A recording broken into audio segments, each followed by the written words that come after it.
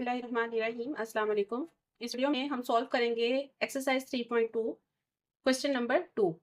Late u is equal to x such that x is an integer and 0 is less than x is less than or equal to 150। यहाँ पे कहा जा रहा है कि x जो है वो एलिमेंट है या बिलोंग करता है इंटीजर से। इंटीजर को हम z से जाहिर करते हैं और वो 0 से स्टार्ट होते हैं और उसमें नेगेटिव और पॉजिटिव दोनों एलिमेंट्स होते हैं। लेकिन यहाँ पे क्योंकि हमें कहा जा रहा है कि x जो है वो ग्रेटर देन होगा 0 से, या कह लें कि 0 लेस देन होगा x से।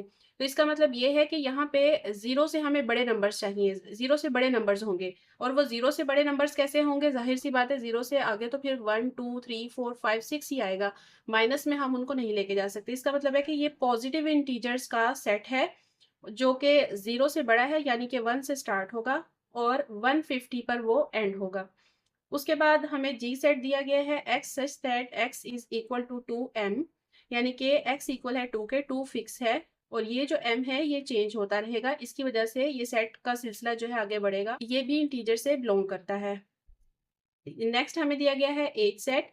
एज सेट में कहा जा रहा है कि H is x such that x is a square, ये एक स्क्वायर है। तो फर्स्ट जो हमने पार्ट इसका सॉल्व करना है उसमें list all element of set G and H in tabular form. तो फर्स्ट पार्ट जो है हमारा, उसमें हमने जी और एज इन दोनों को टेबलर फॉर्म में लिखना। पहले हम जी सेट लिखेंगे टेबलर फॉर्म में। अब जी सेट हमारे पास है x such that x is equal to 2m, यानी कि 2 है और उसकी पावर है m। m को लिए हैं 0। तो वो किसी भी चीज की जब पावर 0 हो जाती है तो वो इक्वल होती है 1 के। इसी तरह से अगर m की जगह पे हम पावर लेते हैं 1, क्योंकि इंटीजर 0 से स्टार्ट होते हैं और हमारे पास इस सेट को देखें अगर हम, तो हमारे पास पॉजिटिव इंटीजर्स हैं। तो हमने यहाँ पे पॉजिटिव इंटीजर्स ही लिखने हैं। तो पहला जो पॉजिटिव इंटीजर है वो 0 होता है, उसके बाद पॉजिटिव इंटीजर 1 होता है। तो यहाँ पे हम लिख लेंगे 2 की पावर, अगर हम 1 लिख लेते हैं तो ये आ जाएगा इक्वल 2 के। इसी तरह अगर हम 2 की पावर लिख लें 2, तो ये हो जाएगा 4। 2 की पावर हम कर दें 3, तो ये हो जाएगा 8। 2 को 3 टाइम मल्टीप्लाई कर लेंगे। 2 को 3 टाइम मल्टीप्लाई करेंगे तो हमारे पास आ जाएगा 8। 2 को 4 टाइम मल्टीप्लाई करें तो हमारे पास आ जाएगा 16। इसी तरह से 5 लिख लें, 2 को 5 टाइम मल्टीप्लाई करेंगे तो हमारे पास आ जाएगा 32। इसी तरह से 6 लिख लें तो ये हमारे पास आ जाएगा 64। और अगर हम इसको 7 कर लें तो ये हो जाएगा 128, यानी कि 2 को 7 टाइम मल्टीप्लाई करेंगे तो आ जाएगा 128। अब क्योंकि हमारे पास जो यू सेट है, यूनिवर्सल सेट है, वो 150 तक है, ठीक है। तो हमने यूनिवर्सल सेट को मद्देनजर रखते हुए इन दोनों सेट्स को टेबलर फॉर्म में लिखना है। और इसको अगर हम मद्देनजर रखें तो हम इससे बड़ा सेट नहीं बना सकते या इससे आगे नहीं जा सकते। तो हमें 150 से कम पर ही रहना है। अगर हम 2 की पावर नेक्स्ट ले लेते हैं 8 और उसको मल्टीप्लाई करते हैं तो वो 150 से ज़्यादा बड़ा हो जाएगा, जो कि हमने नहीं करना। तो इसको हम यहीं पे ऐड कर देंगे और ये जितने भी नंबर्स आए हैं ये सब हमारे इस सेट के एलिमेंट्स होंगे। तो इनको हम यहाँ पे जी सेट के लिए टेबलर फॉर्म में इस तरह से लिख देंगे 1 2 4 8 16 32 64 128। उसके बाद हमने लिखना है एज सेट। एज सेट क्या कह रहा है? इज आ स्क्वायर, वो एक स्क्वायर है। तो अगर हम लेते हैं 1 स्क्वायर तो वो आ जाएगा 1। उसके बाद 2 स्क्वायर ले लें, वो हो जाएगा 4। 3 स्क्वायर ले लें 9। 4 square 16। 5 square 5 5 jar 25। 6 square 6 6 jar 36। इसी तरह 7 स्क्वायर 8 स्क्वायर 9 स्क्वायर, वो हम इसी तरीके से लिखते जाएंगे। 7 स्क्वायर हो जाएगा 7 स्क्वायर हो जाएगा 49। 8 स्क्वायर हो जाएगा 64 और 9 स्क्वायर हो जाएगा 81 और उसके बाद 10 स्क्वायर हो जाएगा 100 और 11 स्क्वायर हो जाएगा 121 और 12 स्क्वायर हो जाएगा 144। और अगर हम 13 स्क्वायर लेते हैं तो वो जो है इससे बढ़ जाएगा, 150 से बढ़ जाएगा, जो कि हम नहीं कर सकते। इसलिए इस सेट को हम यहीं पे एंड कर देंगे। तो इस तरह से जी और एच सेट को हमने टेबलर फॉर्म में लिख लिया है और जो फर्स्ट पार्ट है हमारा इस क्वेश्चन का वो सॉल्व हो गया है। अब सेकंड पार्ट सॉल्व करेंगे। फाइंड जी इंटरसेक्शन एच। तो इसको सॉल्व करने के लिए हम यहाँ पे लिखेंगे जी इंटरसेक्शन एच। पहले जी है तो जी सेट हम लिख लेंगे जो कि हमने अभी सॉल्व किया। 1 2 4 8 16, 32, 64, 128। ये हमारा जी सेट है जिसको अभी हमने टेबलर फॉर्म में लिखा। उसके बाद इंटरसेक्शन का साइन लिखेंगे और उसके बाद लिखेंगे एज है हमारे पास नेक्स्ट, तो एज सेट लिखेंगे। एज सेट है 1, 4, 9, 16, 25, 36, 49, 64, 81, 100, 121, 144। सेक्शन में क्या करते हैं, जो नंबर्स दोनों सेट्स में कॉमन हो यानी एक जैसे हो उनको इंटरसेक्शन में लिखा जाता है। तो अब हम यहाँ पे देखेंगे कौन से नंबर्स दोनों सेट्स में कॉमन है। तो यहाँ पे देखिए 1 है, दूसरे सेट में भी 1 मौजूद है, तो इसका मतलब 1 दोनों सेट्स में कॉमन है, तो हम उसको यहाँ पे लिख लेंगे। सेकंड 2 है हमारे पास, तो 2 दूसरे सेट में नहीं है, तो 2 को नहीं लिखा जाएगा, वो कॉमन नहीं है। उसके बाद है 4, यहाँ पे भी है और 4 दूसरे सेट में भी है, तो 4 को लिख लेंगे यहाँ पे क्योंकि वो दोनों सेट्स में कॉमन है। उसके बाद 8 नहीं है यहाँ पे और उसको हम नहीं लिखेंगे। उसके बाद है 16, तो 16 दूसरे सेट में भी मौजूद है, तो यहाँ पे 16 भी लिखेंगे। उसके बाद 32 है, 32 दूसरे सेट में मौजूद नहीं है, तो 32 को नहीं लिखेंगे। नेक्स्ट है हमारे पास 64, तो 64 यहाँ पे भी है, तो नेक्स्ट हम लिख लेंगे 64। 128 दूसरे सेट में नहीं है, तो इस तरह से ये 1 2 3 4 एलिमेंट्स ऐसे हैं जो कि दोनों सेट्स में मौजूद थे, दोनों सेट्स में कॉमन थे, तो उन दोनों को हमने लिख लिया है। ये चीज़ आपने याद रखनी है कि इंटरसेक्शन में दोनों सेट्स के कॉमन नंबर्स को लिखा जाता है। तो इस तरह से जी इंटरसेक्शन एज का हमारा ये आंसर है और ये हमारा दूसरा पार्ट भी सॉल्व हो गया है। Question number 3, consider the set P is equal to x such that x is a prime number and 0 is less than x, x is less than or equal to 20। और Q set हमारे पास है x such that x is divisor of 210। x divisor है, x जो है वो divisor है 210 का, and 0 is less than x, s is less than or equal to 20। हमें ये दो सेट्स दिए गए हैं और दो पार्ट हैं हमारे इस क्वेश्चन के। एक पार्ट में हमने फाइंड करना है p इंटरसेक्शन q और दूसरे पार्ट में हमने फाइंड करना है p union q।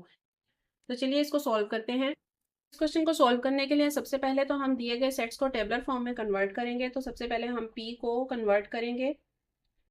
P set है हमारे पास x such that x is a prime number. Prime number कौन से नंबर होते हैं, वो नंबर जो सिर्फ अपने आप से ही डिवाइड होते हैं, वो किसी और टेबल से डिवाइड नहीं होते, प्राइम नंबर्स कहलाते हैं। अब प्राइम नंबर्स लिख लेंगे हम।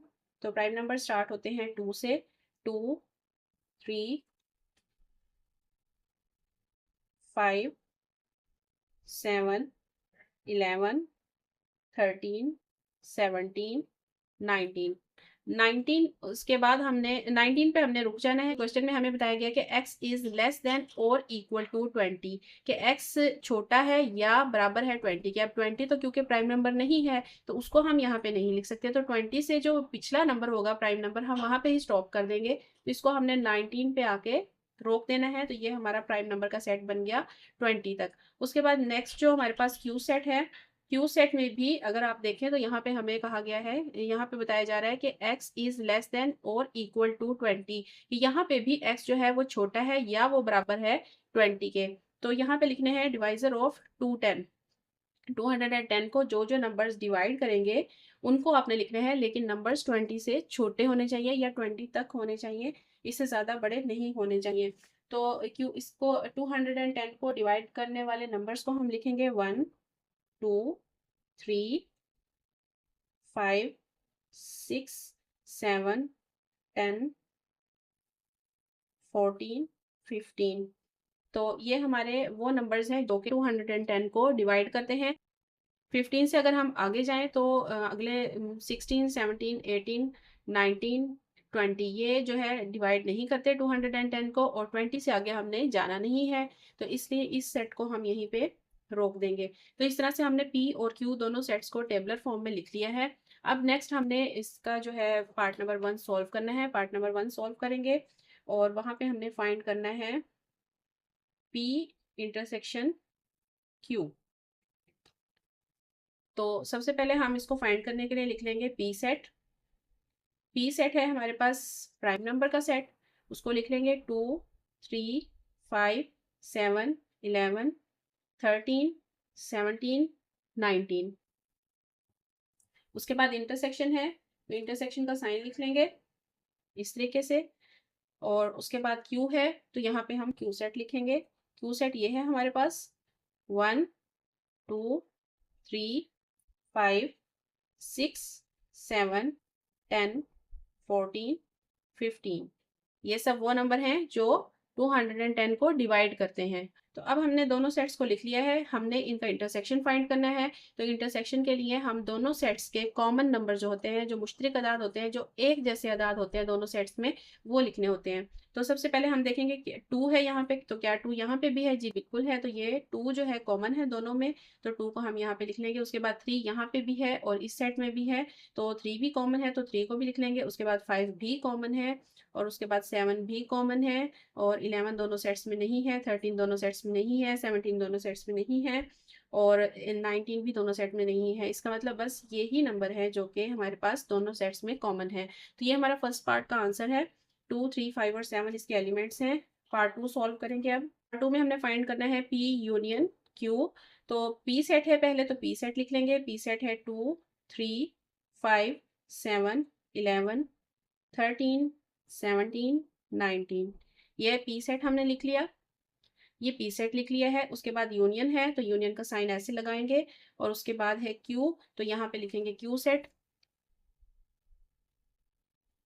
1 2 3 5 6 7 10 14 15।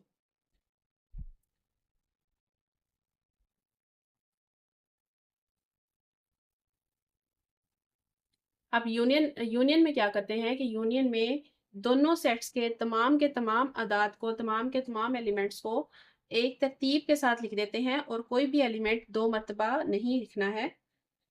तो सबसे पहले हम सबसे छोटा एलिमेंट देखेंगे कहाँ पे है, यहाँ पे है 1, तो 1 को हम पहले लिखेंगे। तरतीब से लिखने हैं, दोनों सेट्स के तमाम अरकान को तरतीब से लिखना है, और कोई भी जो एलिमेंट है वो रिपीट नहीं करना।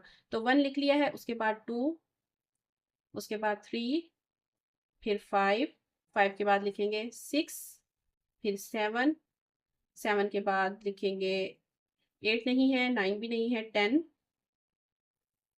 10 के बाद ये 11, फिर 13, उसके बाद 14, 15, 17, 19। तो इस तरह से दोनों सेट्स के तमाम एलिमेंट्स जो हैं वो मैंने एक तरतीब के साथ लिख दिए हैं, छोटे से बड़े की तरतीब में लिखने हैं, कोई भी एलिमेंट रिपीट नहीं करना है। तो ये हमारा पार्ट 1 है, इसमें हमने इंटरसेक्शन फाइंड किया है, और ये हमारा पार्ट 2 है, इसमें हमने यूनियन फाइंड किया है। तो इस तरह से ये क्वेश्चन भी कंप्लीट हो गया।